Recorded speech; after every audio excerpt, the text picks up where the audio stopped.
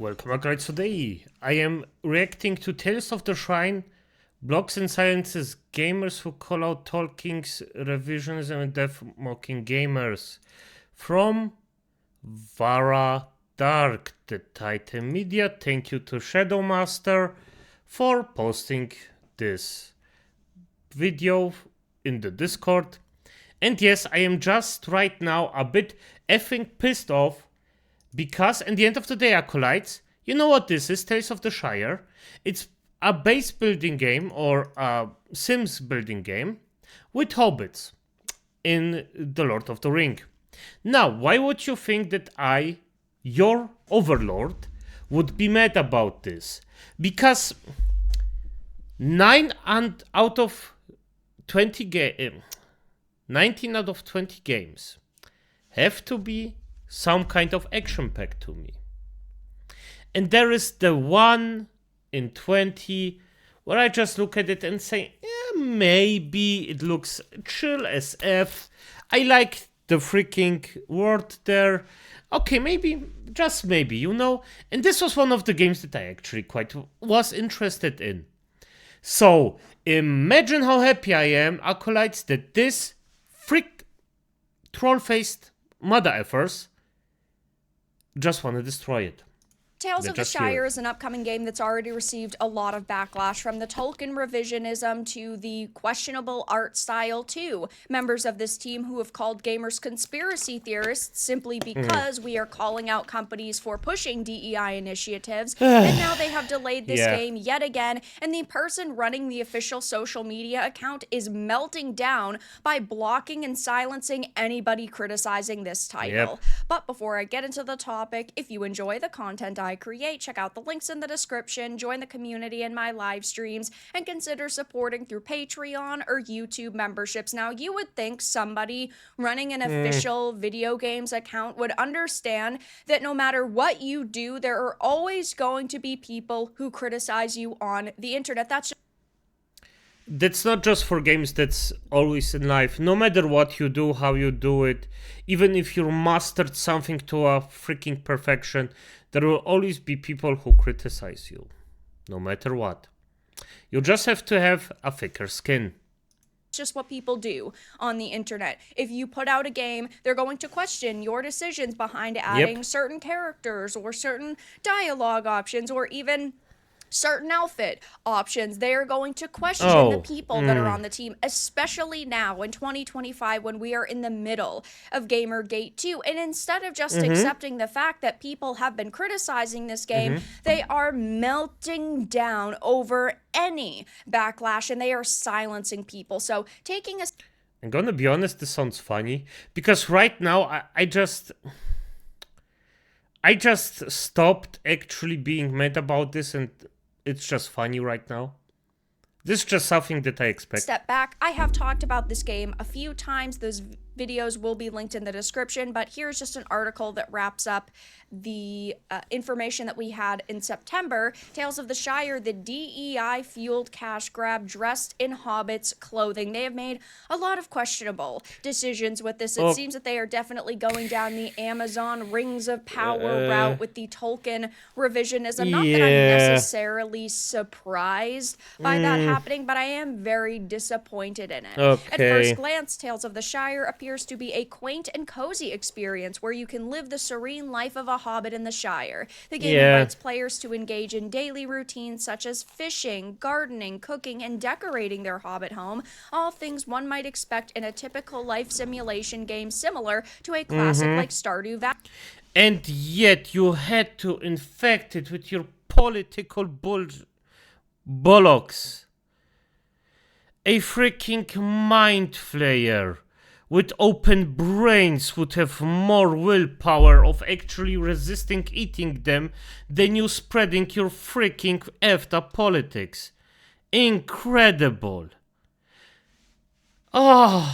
Initially, I was very hyped for this because it did look good, and as time has gone on, I have become less excited. And I know a lot of people are in the same boat. However, the evil lurking underneath has reared its ugly head. Beneath this charming facade lies a far more concerning reality. This is yet another game engineered to serve the right political and social agendas rather than provide a meaningful and engaging gaming experience in any way. The game's marketing heavily emphasizes community building, inclusivity, and diversity, and these concepts are used as buzzwords to appeal to investors and government agencies eager to support projects with a positive social impact. Now, I say this all the time. Diversity and inclusivity are very good things when they are done naturally, but when they are forced into an experience because a company wants their developers to go down a checklist, that is a massive problem. Forced diversity is not what people want to see, and we can call it out from a mile away. But instead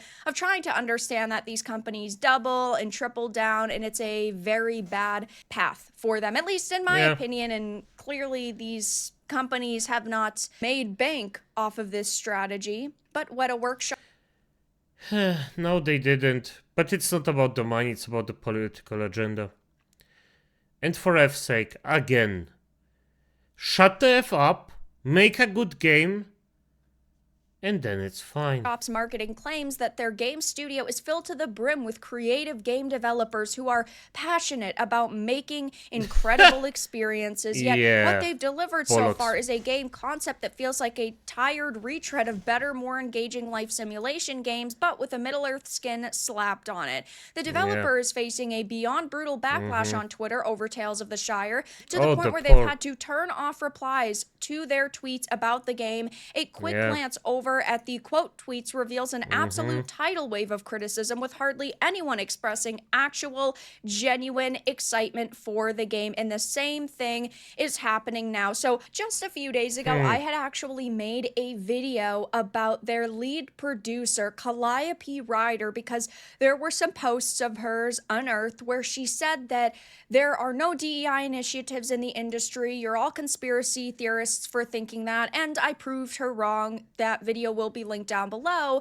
But I had looked at their brand new post where they had announced the game was being delayed, and I just linked my video there because, of course, people deserve to know. You tricky little effer. You tricky little effer. I love it. Good job. Who they're supporting. If there is a producer that's affiliated with a game and they hate your guts, you deserve to know that before you go and swipe your credit card on their product. Look at something like Avowed. You deserve to know that Matt Hansen wants to kick crusty white dudes out of the video game industry. If you happen to be a white dude, or anybody, of course, you need to know the full story if you want to support his racism or not. But their post was very simple, and my response was very simple. They had said, a good feast takes time, and so does Tales of the Shire. We're taking a little longer to ensure that every hobbit on every platform can enjoy the same cozy experience. The game will now launch on the 29th of July, 2025. And also, keep in mind, this is like the third delay at this point, but I had made a post, very simple, and as you can see, it's nowhere to be found because they are hiding replies. They are blocking people. I mean, I myself had actually gotten blocked just for this one simple post, blocked for bringing up the lead producer mocking gamers. Yeah, very unprofessional behavior in my opinion. And again, I wasn't rude about it. I didn't say anything awful. This was my response. As you can see right here, hidden replies, hidden by @Tales of the Shire. All I did was put the title of my video and then a link to it. Tales of the Shire lead producer Mox Gamer says DEI initiatives in the industry are not real. I wasn't attacking this person, Calliope. I wasn't attacking the team. Now, I do think that this game is Tolkien revisionism at its finest, very Amazon Rings of Power-esque situation. And I was someone who was initially very excited for this game. I am a Tolkien fanatic. I have up here 2 full shelves of Tolkien's work. Absolutely love his. By the way, in my opinion, the best character, Acolytes, you may guess. Exactly. Gandalf. No, not a Lich. I don't actually find someone that good, or Sauron. Both of them, not really my thing. But Gandalf, I freaking love Gandalf, even if he is a goody two-shoe. But this man, this freaking man, like, in the books and in the films, like, it's,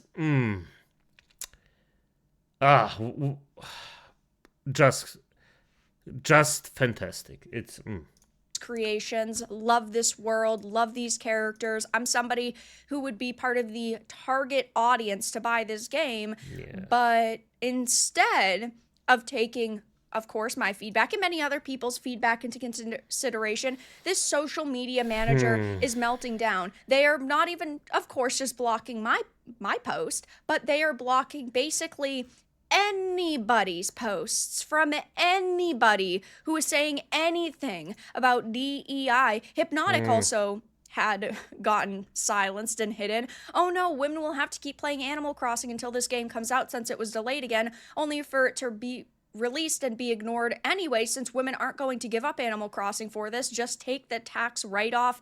It's okay. He, again, wasn't rude. Wasn't being a dick. He's just pointing out that the longer you delay a game, the less people are going to pay attention to it. And, well, now people are going to pay attention to it for all of the wrong reasons.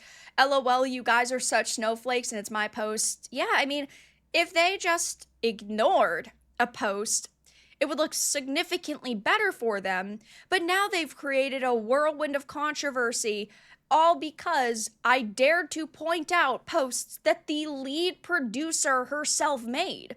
Well, add me to your block list if you can't handle a bit of criticism for putting modern-day politics into a game based upon Tolkien's timeless classics. Tolkien would not approve. You know it. I know it. Everybody knows it.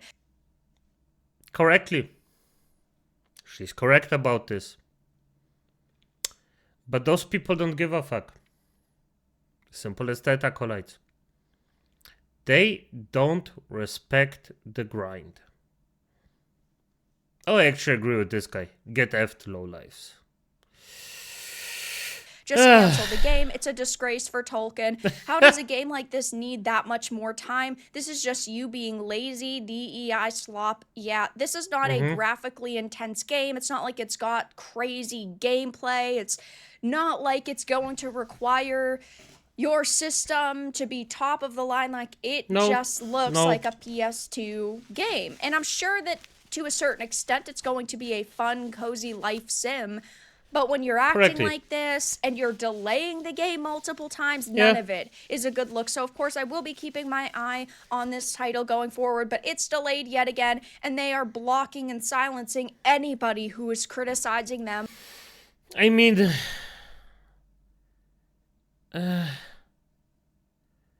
yeah, fair enough. I'm just not gonna buy it then. Fair enough. This is just that to me. As it is.